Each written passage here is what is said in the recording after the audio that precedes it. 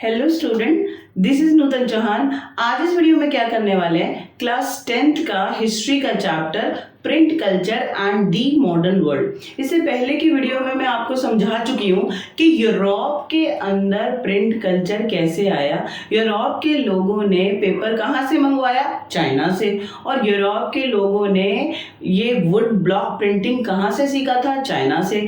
अब मशीनें कहाँ से आई, क्योंकि मैंने आपको बताया था कि लगातार लोगों में रीडिंग की हैबिट बढ़ रही है, वो अपने खाली टाइम में किताबें पढ़ना चाहते हैं। बहुत सारा पर्पस है किताबों का, न्यूज़पेपर का, जर्नल का, मैगजीन का, ठीक है। औरतें भी पढ़ना चाह रही हैं, तो इन किताबों की पूर्ति कैसे होगी, इसके लिए लोगों ने नया इनोवेशन शुरू करा कि भाई कुछ ना कुछ तो नया आविष्कार होना चाहिए। तो जर्मनी में पहली बार आविष्कार हुआ, गुटेनबर्ग ने करा। लेट्स सी कौन है गुटेनबर्ग और इन्होंने कैसे पहली बार पूरे विश्व में जर्मनी के अंदर छपाई की मशीन बनी, वो हमें यहाँ पर समझना है। थोड़ा सा ध्यान से समझना, बहुत ही सिंपल है, ठीक है। ठीक है, ये है गुटेनबर्ग, जर्मनी के हैं। Gutenberg was the son of a merchant and grew up on a large agriculture estate। बहुत बड़ी जमीन, खेती की बहुत बड़ी जमीन। वो कह रहे हैं कि गुटेनबर्ग ना एक व्यापारी के बेटे थे और वो उनका बचपन एक रईस, जो होते हैं ना रईस लोग, ऐसे बचपना उनका बीता है। और कहाँ रहते थे, एग्रीकल्चर एस्टेट, बहुत बड़ी एग्रीकल्चर लैंड पे रहते थे। बात समझ में आ गया, ठीक है, इतनी बात आपको आ गई। From his childhood he had seen wine and olive presses। देखो, बच्चा जो देखता है ना वही सीखता है, जो वो सुनता है वही। तो कहते हैं ना कि बच्चे को जैसा दिखाओगे, जैसा माहौल होगा, वो सीखेगा। तो जो गुटेनबर्ग है, उन्होंने बचपनों में ना ऑलिव और वाइन प्रेसेस को देखा कि यहाँ पर काम कैसा होता है, वो उन्होंने सीख लिया, ठीक है। ऑलिव और वाइन प्रेसेस को अलग से एक नंबर में आ जाता है। सब्सिक्वेंटली उसके बाद क्या हुआ, he learn the art of polish stone. पत्थरों को कैसे पॉलिश किया जाता है ये भी उन्होंने सीख लिया। Became a master golden Smith. बाद में उन्होंने जो सोने का काम करते हैं वो भी गोल्डन स्मिथ बन गए, उनको वो भी काम आ गया, ठीक है। Also acquired expertise to create a lead, ठीक है, moulds used for making trinket. Trinket होते हैं छोटी मोटी सजावट की चीजें, तो लीड होता है शीशे का काम, ठीक है। तो शीशे में कैसे, किस तरीके से मोल्ड बनाकर और सजाने की छोटी मोटी चीजें डेकोरेशन की बनानी है, उन्होंने वो भी सीख लिया। तो बचपना और जो उनकी जवानी है वो उन्होंने सीखने में बिताई है। ऑलिव और वाइन प्रेसेस को देखा कि कैसे यहाँ पे प्रेसिंग का काम होता है, ठीक है। गोल्डन स्मिथ का काम उन्होंने सीख लिया कि सुनार कैसे काम करता है, जेवर कैसे बनाता है, ठीक है। और स्टोन को कैसे पॉलिश करते हैं वो उन्होंने सीख लिया। तो ये जितना भी सीखना था ना, उन्होंने अपने नए इनोवेशन प्रिंटिंग प्रेस पे लगा दिया और वहां उन्होंने चमत्कार करके दिखा दिया, ठीक है। देखें, ड्रॉइंग ऑन दिस नॉलेज, जितना नॉलेज उन्हें था, Gutenberg adapted existing technology to design his innovation. जो भी उन्होंने बचपन से जवानी तक सीखा, ठीक है, चाहे कांच को कैसे पूरे ना सजाने का चीज़ें बनानी हैं, चाहे सुनार का काम था, चाहे पत्थर को रंगने का काम था, वो सारी नॉलेज उन्होंने अपने नए इनोवेशन, अपने आविष्कार पे लगा दी। The olive presses provided the model for the printing press। Gutenberg ने प्रिंटिंग प्रेस बनाई, कहाँ से बनाई, कहाँ से मॉडल लिया, ठीक है। तो मॉडल उन्होंने कहाँ से लिया, उन्होंने ऑलिव प्रेसेस से लिया, ठीक है। And moulds were used for casting the metal type of the letter for the alphabet। देखो, लिखने में अल्फाबेट तैयार होते हैं, शब्द और वर्ण होते हैं अलग अलग भाषा के, ABCD है, ANR है, ठीक है। तो गुटेनबर्ग ने क्या किया, अल्फाबेट मेटल की तैयार करे, अपनी मशीन के अंदर की छपाई में इस्तेमाल होंगे। बात समझ में आ गई, ठीक है। तो this is the short summary about Gutenberg, ठीक है। जन्म जर्मनी में हुआ है, व्यापारी के घर हुआ है, लार्ज एक एग्रीकल्चर एस्टेट में वो रहे हैं और सीखा उन्होंने बहुत कुछ है। उस अपने सारे अनुभव को उन्होंने प्रिंटिंग प्रेस अपने आविष्कार में लगा दिया। क्लियर है, ये बात आपको समझ में आ गई। आगे चलते हैं। तो जो गुटेनबर्ग हैं, उन्होंने प्रिंटिंग प्रेस जब बनाई तो उन्होंने पहली किताब कौन सी छापी, 1448, ये आप याद रखेंगे, 1 नंबर का क्वेश्चन आता है कि इन्होंने अपनी मशीन बनाकर कब तैयार कर दी प्रिंटिंग प्रेस, तो है 1448 में Gutenberg perfected the system and the first book he printed was Bible. 1 number में आता है कि जब गुटेनबर्ग ने अपनी जो मशीन है प्रिंटिंग प्रेस वो बना ली तो पहली किताब कौन सी छापी? बाइबल। धार्मिक किताब है, क्रिश्चियन की है, आपको पता है, ठीक है। About 180 copies were printed and it took 3 years। 180 किताबें उस पहली मशीन पे छापी गई और ये 3 साल का टाइम लगा। अब आप इस टाइम से कंपेयर करोगे तो कहोगे मैम 180 किताबें तो हम 1 घंटे में छपवा दें, ठीक है। तो बेटा अभी टेक्नोलॉजी फास्ट हो गई है। दैट टाइम पहली बार मशीन, अगर उस टाइम से देखें तो बहुत ही स्टैंडर्ड टाइम है, ठीक है। By the standard of the time of was fast production. अगर हम उस टाइम से देखें कि 3 साल में 180 किताबें छपी हैं तो बहुत फास्ट छपी हैं, ठीक है। तो 1448 का टाइम, गुटेनबर्ग जर्मनी, और उन्होंने आविष्कार कर दिया, चमत्कार कर दिया, पहली बार मशीन से किताब की छपाई हुई और कौन सी किताब बनी? बाइबल। याद रहेगा आपको, 180 किताबें छपी और 3 साल के अंदर छपी। The new technology did not entirely replace handwritten material. It means एक तो तरीका पहले से चला आ रहा था कि हाथ से किताबों की छपाई होती थी और एक तरीका अब मशीन आ गई थी, ठीक है। जर्मनी से आपको पता है पूरे यूरोप में फैलेगी।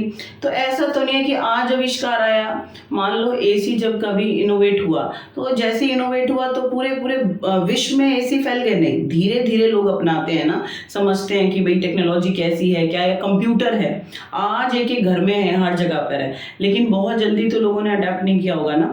तो कह रहे हैं कि जब प्रिंटिंग प्रेस आई तो इमीडिएट, उससे पहले क्या होता था, हाथ से राइटिंग होती। एक इम्पॉर्टेंट इंफॉर्मेशन, अगर आपको 9th और 10th क्लास के सोशल साइंस के नोट्स चाहिए या आपको 11th और 12th क्लास के हिस्ट्री और पॉलिटिकल साइंस के नोट्स चाहिए तो फिर आप मेरे नॉलेज हब ऐप को ज्वाइन कर सकते हैं या आप मेरे टेलीग्राम लिंक को ज्वाइन कर सकते हैं। दोनों आपको डिस्क्रिप्शन बॉक्स में मिल जाएगा लिंक।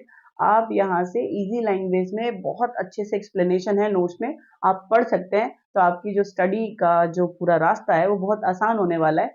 आप वीडियोस को देखते रहो, नोट्स को पढ़ते रहो और खुश रहो और आपका एग्जाम अपने आप बहुत अच्छा होने वाला है, ठीक है। थी हाथ से मैन्युस्क्रिप्ट लिखे जाते थे, हाथ से किताबें बन रही हैं। तो कह रहे एकदम से जैसे मशीनों से प्रिंटिंग शुरू हुई तो उन्होंने हाथ से बने हुई किताबों को रिप्लेस नहीं करा, यानी मशीनों से भी किताबें छप रही हैं और हाथ से भी किताबें बन रही हैं, ठीक है। लिखाई का काम हो रहा है, सजावट का काम हो रहा है, समझ में आ गया। जरा देखना इस क्वेश्चन को, आप ध्यान से समझो कि पहली वाली चीज भी है और नई वाली चीज भी है, मशीनों से भी अब किताब छप रही है और हाथों से भी। In fact, printed books at first closely resembled the written manuscript is in appearance and the layout। यानी मैन्युस्क्रिप्ट हाथ से जैसे किताबें छपती थी, जैसे डिजाइनिंग होती थी, हूबहू पैटर्न फॉलो किया गया प्रिंटेड बुक्स में। इतना समझ आ गया, जैसी हैंडराइटिंग है, जैसे अल्फाबेट्स हैं, एज इट इज वैसा ही फॉलो किया गया प्रिंटिंग प्रेस के अंदर, ठीक है। कि यानी मैन्युस्क्रिप्ट को ही फॉलो कर रहे हैं। The metal letter imitate the ornamental hand written style. जैसे हैंड रिटन स्टाइल में अल्फाबेट इस्तेमाल होते थे, प्रिंटिंग प्रेस में भी मेटल के लेटर छापने के लिए बिल्कुल वैसे ही तैयार हुए, ठीक है। ये बात आपको समझ आ गई। Borders were imitated by hand with foliage and other pattern and illustration were painted। यानी किताब के जो बॉर्डर होते थे ना, अब भी देखो किताब, देखो प्रिंटिंग प्रेस बनी, अल्फाबेट मेटल के बन गए और उसमें कागज लगा के उसको छाप दिया जाता था, यहाँ तक तो ठीक है। लेकिन जो उसके चारों तरफ का बॉर्डर है, उसके ऊपर कोई ड्राइंग होना है, उस बॉर्डर को सजाना है, अभी तक मशीन इतनी डेवलप नहीं हुई थी। तो कह रहे हैं कि मशीन से क्या होता था, अल्फाबेट को तो छाप दिया जाता था, लेकिन जो उसके बॉर्डर हैं उसको सजाना है, ठीक है। फॉलिएज, छोटे मोटे जो डिजाइनिंग होती है ना, चित्र होते हैं फूल पत्ती के, ये सब हाथ से ही होते थे। भले ही मशीन आ चुकी है, भले ही मशीन से किताब छप रही है, लेकिन उसका बॉर्डर, उसकी सजावट अभी भी हाथ से ही तैयार हो रहे हैं ना, मशीनों से नहीं तैयार हो रहे हैं ना। तो यहाँ इस क्वेश्चन में आपको समझाना चाह रही हूँ कि मशीनों के साथ हाथ की वैल्यू बराबर बनी हुई है। ठीक है। In the books printed for the rich space for decoration was kept blank on the printed page. यानी पेज को तो प्रिंट कर दिया जाता था, छपाई कुछ लिख दिया, लेकिन जो उसके ऊपर चित्र बनने हैं, जो डेकोरेशन होनी है, जो रिच लोग किताबें लेते थे उनको खाली छोड़ दिया जाता था और वो अपनी मर्जी से उनके ऊपर चित्र या फिर डेकोरेशन करवाते थे। ठीक है। Each purchaser could choose the design and decided on the printing school that would do the illustration. It means जिसको भी किताब खरीदनी है मशीन से बनी हुई खरीद ली और अपने हिसाब से जो बॉर्डर को डिजाइन करवाना है वो अपने हिसाब से करवाते थे, जैसा पसंद है वैसा बनवा लो हाथ से। समझ आ गया?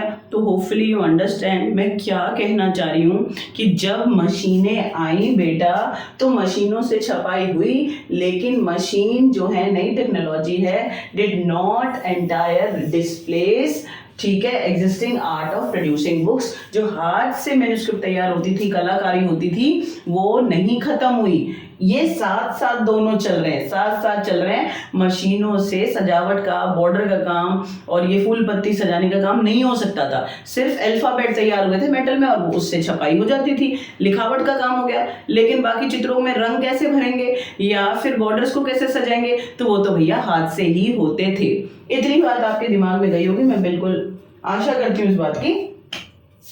This shift from hand printing to the mechanical printing led to the print revolution. क्या होता है print revolution? Print revolution तब हुआ बेटा जब बस मशीनों से ही दब के छपाई हुई, उसे कहते हैं print revolution। ठीक है, याद इस बात को रखेंगे कि what is print revolution? when जो हाथ से रिटर्न हुई हैं किताबें, ठीक है, अब वहां से ग्रेजुअली शिफ्ट होकर कहाँ पे, मशीनों से ही on a large scale book printed. This time period be known as print revolution.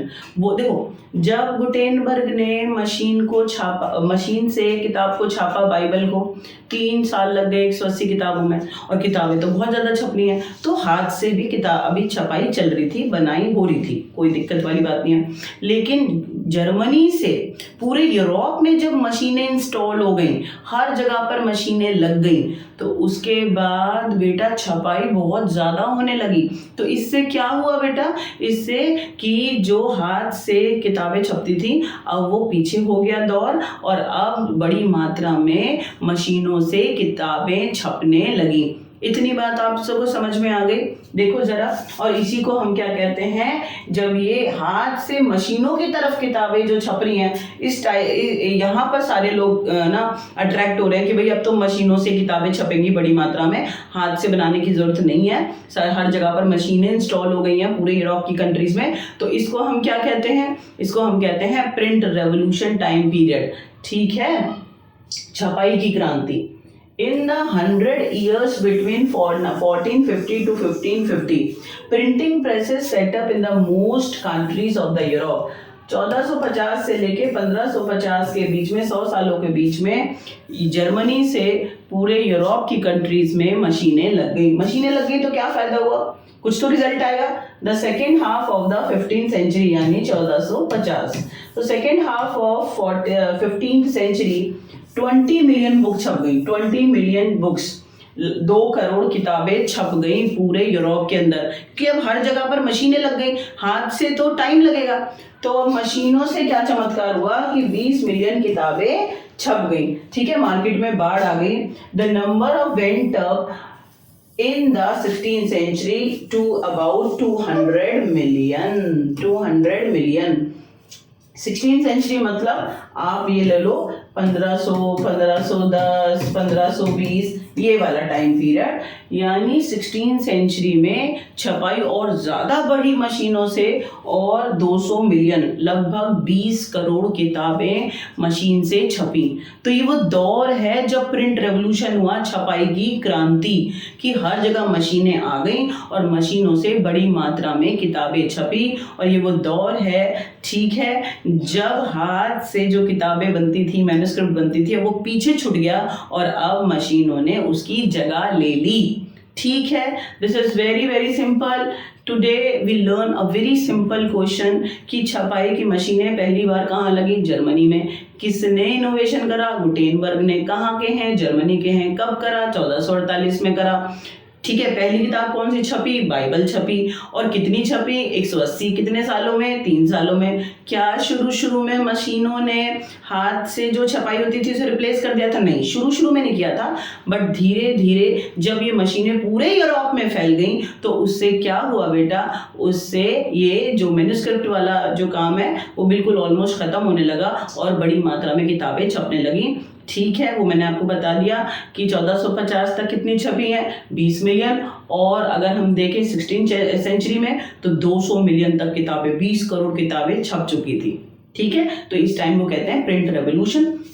आपको बहुत अच्छे से आया होगा. अब हम नेक्स्ट वीडियो में प्रिंट कल्चर की नेक्स्ट वीडियो जो यूनिट है उसको बहुत अच्छे से पढ़ेंगे और आपको समझ में आ जाएगा. बहुत छोटा सा चैप्टर है, थोड़ा सा वास्ट किया हुआ है लेकिन है छोटा सा.